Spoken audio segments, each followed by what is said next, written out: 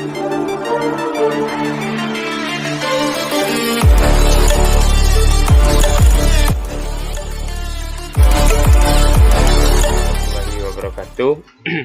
Saya Muhammad Farozi akan mempresentasikan hasil PPT saya tentang dampak pandemi COVID-19 bagi pariwisata Indonesia dan bagi dunia penerbangan di dunia. Oke, baik. Kita akan masuk ke pembahasan pertama. Dampak COVID-19 bagi pariwisata.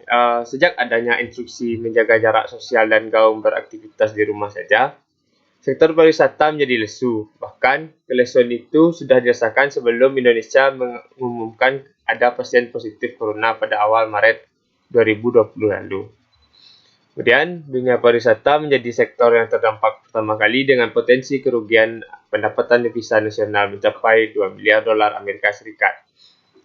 Angka tersebut dari hasil simulasi berdasarkan perhitungan catatan 2019.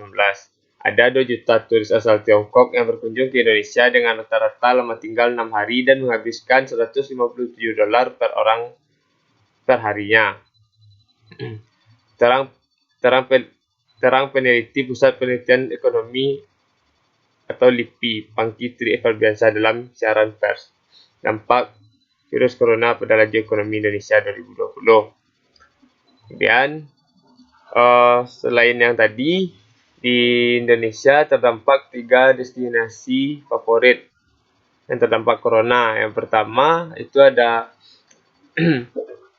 Bali, kemudian ada Manado dan juga Kepulauan Riau. Dilansir dari Kompas.com, Deputi Pemasaran Pariwisata dan Ekonomi Kreatif Badan Pariwisata dan Ekonomi Kreatif Republik Indonesia, Nia Niscaya, mengatakan 3 destinasi wisata itu memiliki dampak yang berbeda jika Bali memiliki dampak terhadap overseas atau wisatawan mancanegara.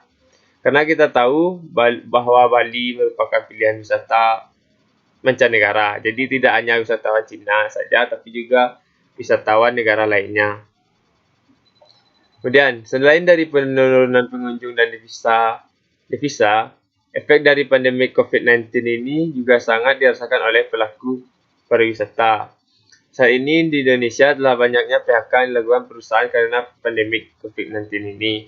Jadi bisa disimpulkan bahwa dampak yang diberikan pandemi COVID-19 ini sangat merugikan dalam sektor pariwisata yang ada di Indonesia. Pada situasi dan kondisi saat ini, daya tarik wisatawan baik asing maupun lokal sangat menurun akibat kekhawatiran virus corona tersebut. Hal itu sudah terlihat dari banyaknya para wisatawan yang membatalkan agenda wisatanya ke berbagai destinasi di Indonesia. Jadi tidak akan banyak membantu sampai virus ini mereda. Lalu,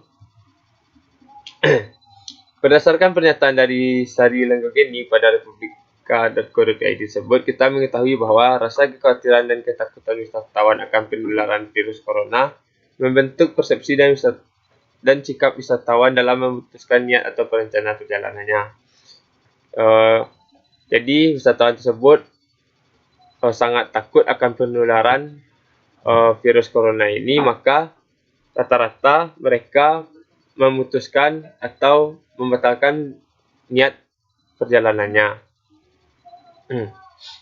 Lalu, kemudian kita masuk dampak COVID-19 bagi dunia penerbangan. Jadi, dampak COVID-19 bagi dunia penerbangan ini sangat terasa karena saat pandemik ini di Indonesia maupun di dunia, dunia penerbangan mengalami penurunan daya angkut penumpang karena